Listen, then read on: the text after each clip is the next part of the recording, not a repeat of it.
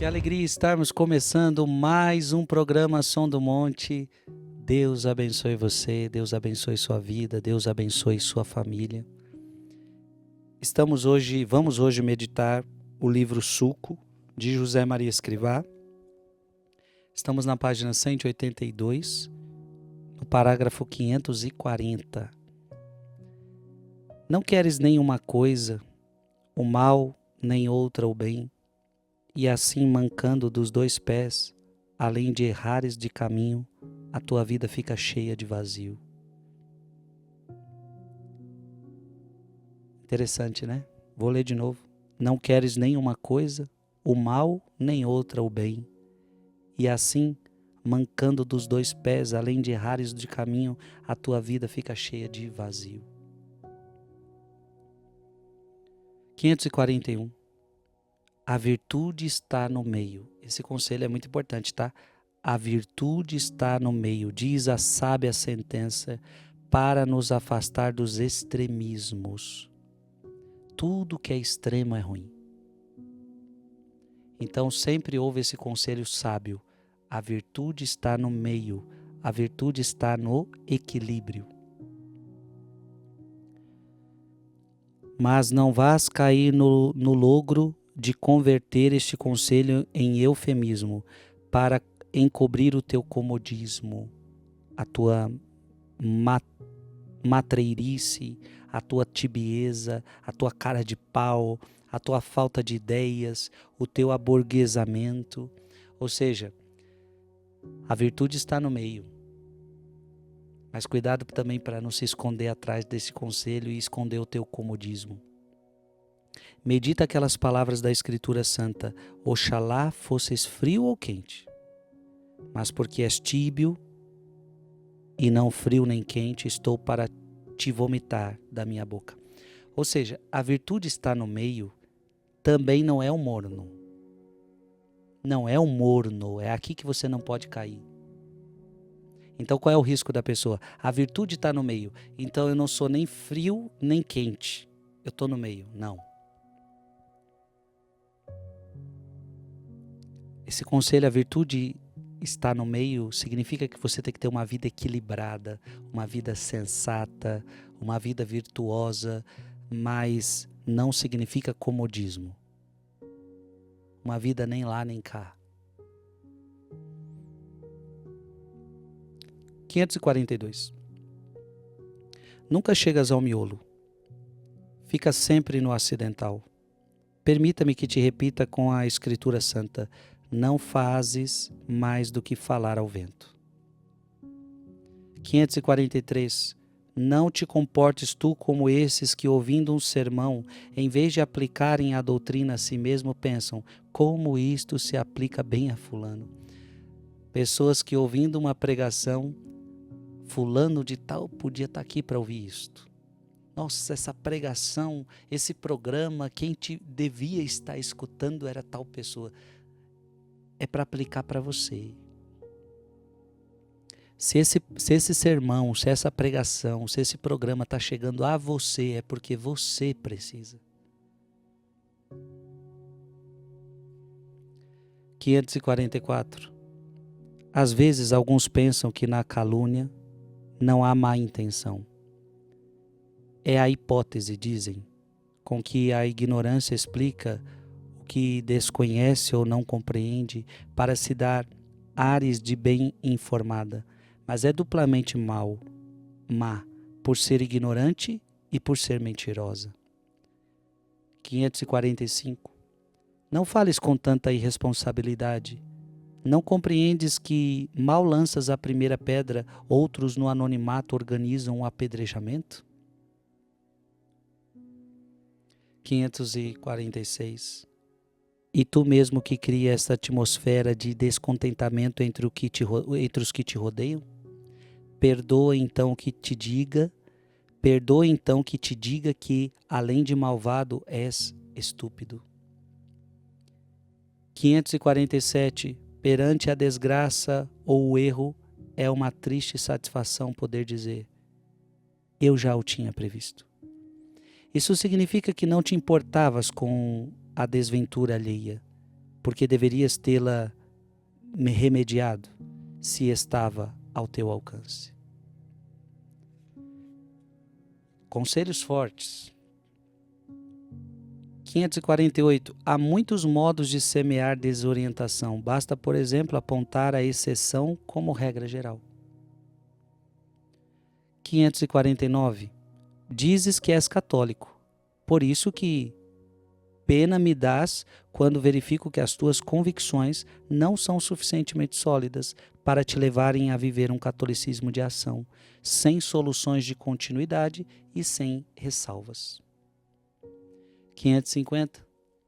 Faria rir, se não fosse tão dolorosa, essa ingenuidade com que aceitas, por ligeireza, ignorância, complexo de inferioridade, as balelas mais grosseiras.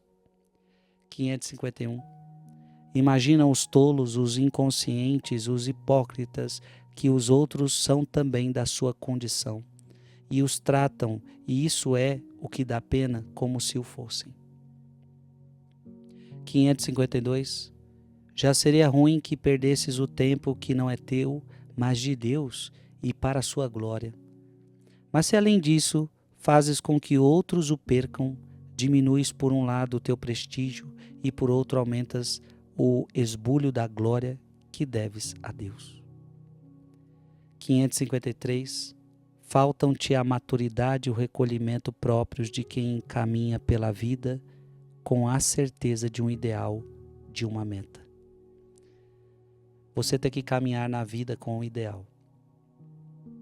Você precisa caminhar na vida com uma meta. Qual é a sua meta? Qual é o seu ideal? E eu espero que a sua meta não esteja só nas coisas deste mundo. Eu espero que o seu ideal, a sua meta não esteja só aqui. Reza a Virgem Santa para que aprendas a exaltar a Deus com toda a tua alma, sem dispersões de nenhum gênero. Vamos ver se eu encontro essa passagem que me veio à mente agora. Se eu não me engano, Filipenses.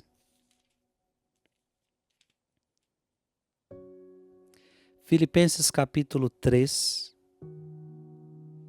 versículo de 12 a 16. Você tem que caminhar na vida com uma meta. E qual deve ser a sua meta? Filipenses 3, de 12 a 16. Não pretendo dizer que já alcancei esta meta e que cheguei à perfeição. A sua meta é a perfeição. Não, mas eu me empenho em conquistá-la. Veja, a sua meta é essa, eu me empenho em conquistar a santidade, uma vez que também eu fui conquistado por Jesus Cristo. Consciente de não tê-la ainda conquistado, só procuro isto. Veja, a única meta de Paulo era esta: eu quero a perfeição, eu quero a santidade, eu quero Jesus. Prescindindo do passado, atirando-me ao que resta para a frente, persigo o alvo, rumo ao prêmio celeste, a qual Deus nos chama em Jesus Cristo. Nós, mais aperfeiçoados que somos, ponhamos nisso nosso afeto, e se tendes outro sentir sobre isso, Deus vos há de esclarecer. Contudo, seja qual for o grau a que chegamos, o que importa é prosseguir decididamente. Esta deve ser a sua meta. Vamos para outro capítulo. Naturalidade. 554. Cristo ressuscitado. O maior dos milagres só foi visto por uns poucos, os necessários. A naturalidade é a assinatura dos empreendimentos divinos. Lindo. 555. Quando se trabalha única e exclusivamente para a glória de Deus, tudo se faz com naturalidade, com simplicidade, como quem tem pressa e não pode deter-se em grandes manifestações, para não perder esse trato irrepetível e incomparável com o Senhor. 556. Por que razão, perguntavas indignado, o ambiente e os instrumentos de apostolado hão de ser feios, sujos e complicados? E acrescentavas, mas se o gasto é o mesmo. A tua indignação pareceu-me muito razoável e pensei que Jesus se dirigia e atraía a todos, pobres e ricos, sábios e ignorantes, alegres e tristes, jovens e anciãos. Como é amável e natural, sobrenatural a sua figura. 557. Para a eficácia, naturalidade.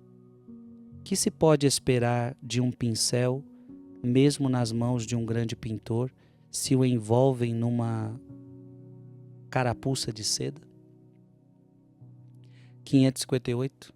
Os santos acabam por ser sempre incômodos para os outros.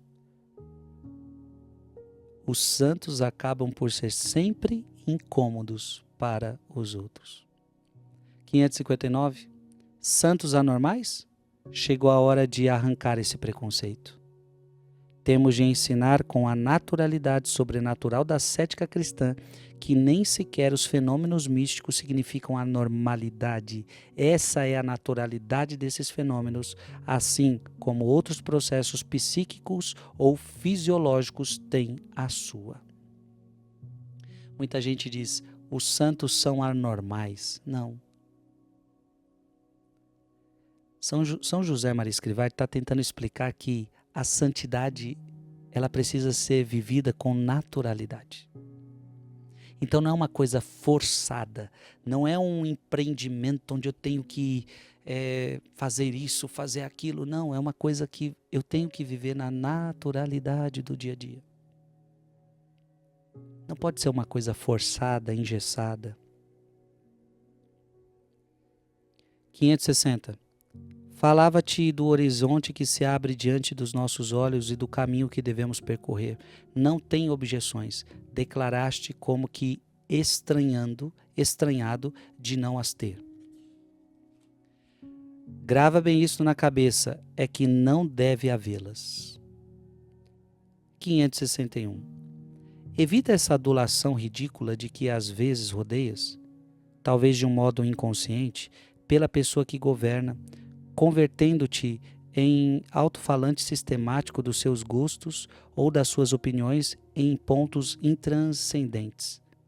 Mas deves cuidar ainda mais de não te empenhares em apresentar os seus defeitos como pormenores simpáticos, chegando a uma familiaridade que o desautoriza, ou o que seria prestar-lhe um triste serviço. A deformação de converter o que não está certo em algo divertido. Cuidado para não fazer do seu pecado algo divertido. Cuidado para não tratar o seu pecado como algo simpático. Tem muita gente que começa a se familiarizar com o seu pecado, começa a achar o pecado simpático, começa a achar o pecado divertido. Tem gente que acha pecado divertido. Ela conta para os outros. Eu fiz isso, ela mentiu, ela roubou, ela viu pornografia, e ela conta como se fosse uma diversão. Eu beijei tantas pessoas aquela noite. Eu fiquei com tantas pessoas, eu fiz isso, eu fiz aquilo. Gente, a que ponto nós vamos chegando quando o pecado se torna divertido? 562. Crias à tua volta um clima artificial de desconfiança, de suspeita, porque quando falas, dás a impressão de estar jogando xadrez, cada palavra pensando na quarta jogada posterior.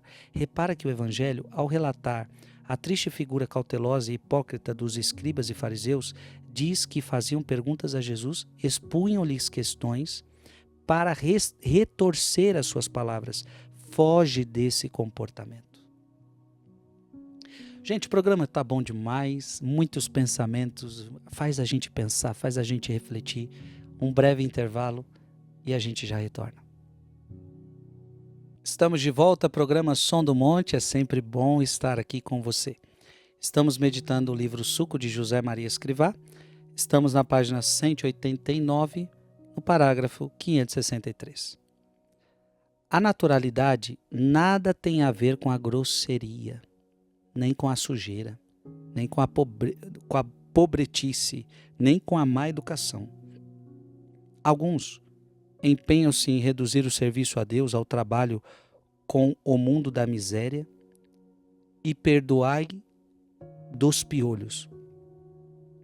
Esta tarefa é e será necessária e admirável, mas se ficarmos exclusivamente nisso, além de abandonarmos a imensa maioria das almas, quando tivermos tirado os necessitados dessa situação, iremos ignorá-los? Gente, que interessante, né? Alguns empenham-se em reduzir o serviço a Deus ao trabalho com o mundo da miséria. Então, assim, nós devemos cuidar dos pobres? Devemos. Mas parece que tem gente, presta atenção no que eu vou falar agora, parece que tem gente que servir a Deus é só cuidar de pobre. Temos que cuidar dos pobres? Temos. A Sagrada Escritura está dizendo, nunca se esqueçam dos pobres. Os apóstolos dão essas orientações uns aos outros. Jesus falou que no julgamento a pergunta vai ser essa: eu tive fome, você me deu de comer, eu tive sede, você me deu de beber. Claro, nunca podemos nos esquecer dos pobres. Mas o que José Maria Escrivá agora está criticando é de pessoas que acham que servir a Deus é só cuidar de pobre. Isso tem outro nome. Servir a Deus não é só cuidar de pobre. E pobre que a gente fala agora é pobre que está na miséria. É isso que ele falou aqui, olha, veja bem. Alguns empenham-se em reduzir o serviço a Deus ao trabalho com o mundo da miséria. Então, existem outros pobres, existem ricos pobres, existe muita gente que tem muito dinheiro, mas é pobre de espírito. Essa pessoa também precisa de Deus, essa pessoa também precisa de evangelização. Então, vamos mudar isso. Todas as pessoas precisam de evangelização. Então, dizer que o evangelho só é verdadeiro quando eu só fico lá na miséria dos pobres, cuidando dos pobres, e isso é o verdadeiro evangelho só ali, não. Também ali. De forma especial ali. Mas não é só isso.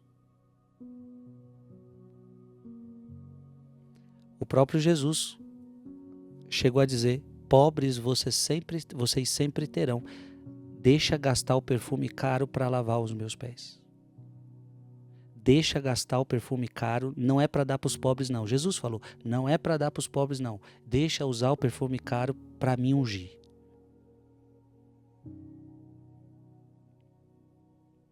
Então, isto é muito importante. E olha que pensamento importante. Porque se a gente pensa que trabalhar para Deus é só cuidar de quem está na miséria, tá, beleza, aí eu vou ajudar quem está na miséria. É isso que José Maria Escrivá está falando. Essa pessoa vamos dizer que essa pessoa saia da miséria. Glória a Deus, ela saiu da miséria. Pronto, agora que ela saiu da miséria, você não vai mais cuidar dela? Porque agora ela não mora mais na rua? Agora ela não passa mais fome? Então agora você não vai mais ser cuidado, porque eu só posso cuidar do pobre miserável. Gente, isso não está certo. Isso tem outro nome. E isso não é a verdade do Evangelho. Os pobres, sim.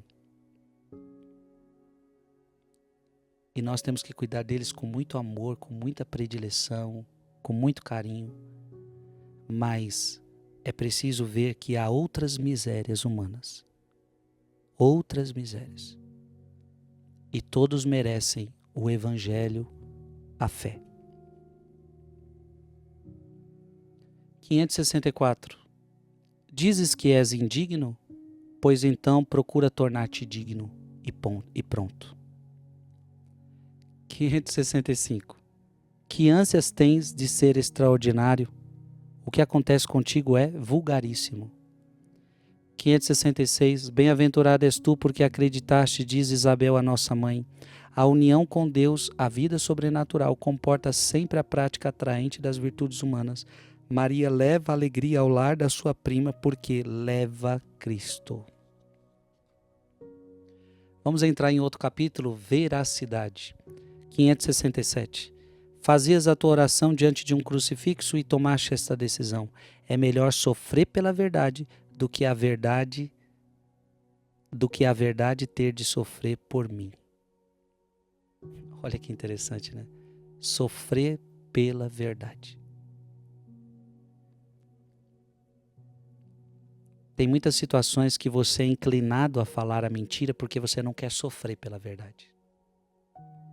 Vale a pena sofrer pela verdade do que a verdade sofrer por mim. E quem é a verdade? A verdade é Cristo. Então, quando você não vive na verdade, quando você não fala a verdade, você faz Cristo sofrer. Então, é melhor eu sofrer pela verdade, eu sofrer por Cristo, eu sofrer pela verdade, do que a verdade sofrer por causa de mim, por causa das minhas mentiras, por causa das minhas falcatruas. 568.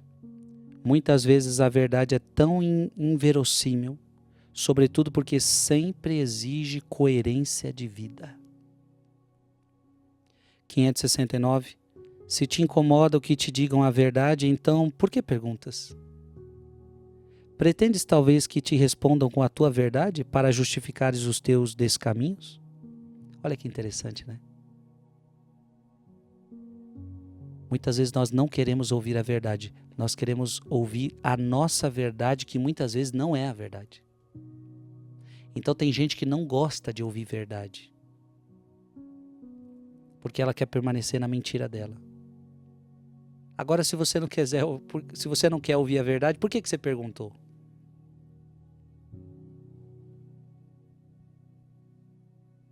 (570) Garantes que tens muito respeito pela verdade. Será por isso que te colocas sempre a uma distância tão respeitosa? 571. Não te comportes como um mentecapto. Nunca é fanatismo querer conhecer cada dia melhor e amar mais e defender com maior segurança a verdade que tens de conhecer, amar e defender. Pelo contrário, digo sem medo, caem no sectarismo os que se opõem a esta conduta lógica em nome de uma falsa liberdade. 572. É fácil, o mesmo acontecia no tempo de Cristo, dizer não, negar ou pôr em dúvida uma verdade de fé. Tu que te declaras católico tens que partir do sim. Depois, mediante o estudo, serás capaz de expor os motivos da tua clareza, de que não há contradição, não pode havê-la, entre a verdade e ciência, entre verdade e vida. Olha que bonito isso. Não há contradição entre verdade e ciência, entre verdade e vida. A nossa fé, ela é coerente.